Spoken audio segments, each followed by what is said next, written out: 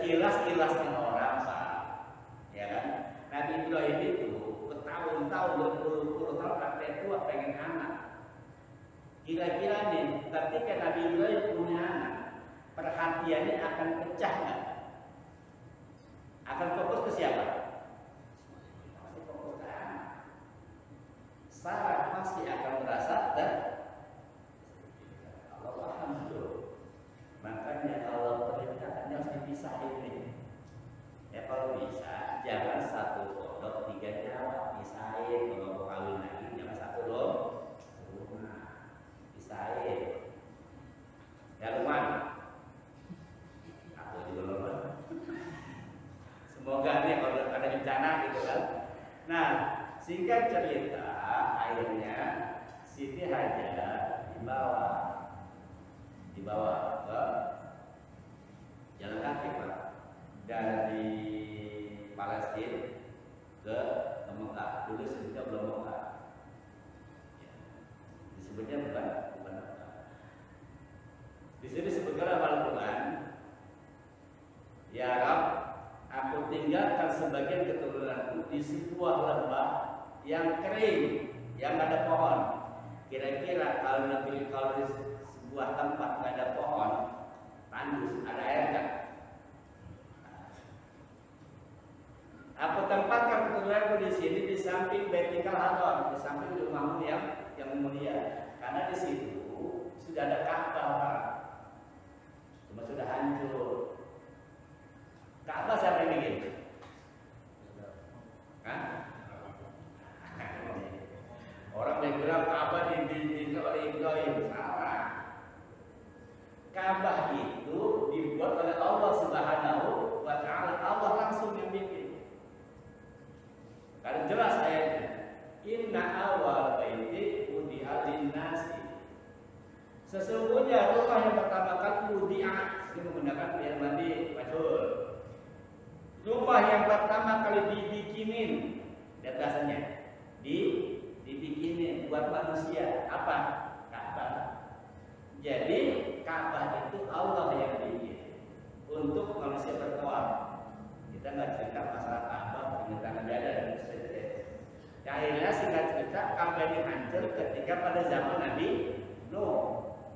Cuman Ka'bah itu masih ada fondasinya. Udah runtuh, Pak, tapi fondasi masih ada. Makanya Allah perintahkan kepada Ibrahim untuk meninggikan qawaid, meninggikan apa namanya?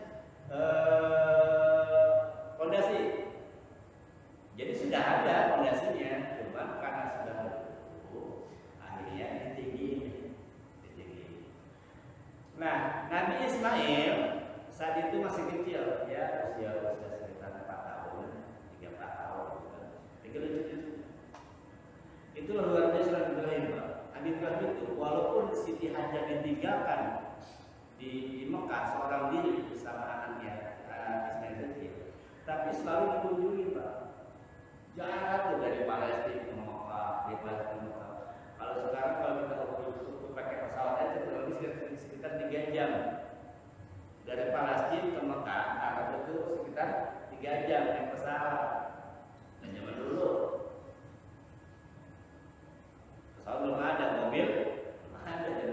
Adanya apa? On? Pernah naik onta? Pernah naik onta? Onta kecepatannya berapa, Pak? Kalau kecepatan onta kita nggak bisa pegang hukum fisika. Sekian kali sekian aku menempuh waktu jarak sekian, itu nggak bisa onta. Karena kalau onta itu kecepatannya mudi. Kalau itu onta lagi seneng cepat jalan itu cepet. Lagi seneng nih, mau lagi malas. Itu 10 km bisa 2 minggu. Itu onta. Nah, jika cerita itu Nabi Ibrahim walaupun sibuk-sibuknya dia itu masih mengunjungi Ismail, itu buatnya diajak ngobrol, gitu kan? Selalu bentuk kasih sayang seorang ayah kepada anak. Ya kayak kita kadang-kadang kita sibuk keluar kerja sampai rumah, karena orang itu mau bolor. Badannya di situ, cuma bocah kehilangan figur seorang. Kan ini yang terjadi kemarin di Barat. Di Mulyadi itu sekitar 100 anak yang dimasuki sana setelah diteliti 80% masalahnya apa? Kehilangan figur ayah dan ibu. Bukan nggak punya ayah ibu, punya, tapi figur. Mereka nggak dapatkan figur ini. Nah seringkali kita sekarang anak-anak tak perhatian, nggak apa? Beda dengan Ibrahim. Ibrahim itu selalu dibunuh, ya, sampai terangkat. Nah, ketika Nabi Ibrahim sedang meninggikan Ka'bah, nah ini si Ismail kecil ngumpulin batu tuh, ngumpulin batu. Batu dalam bahasa sebutnya hajar. Apa? Hajarun. Batu.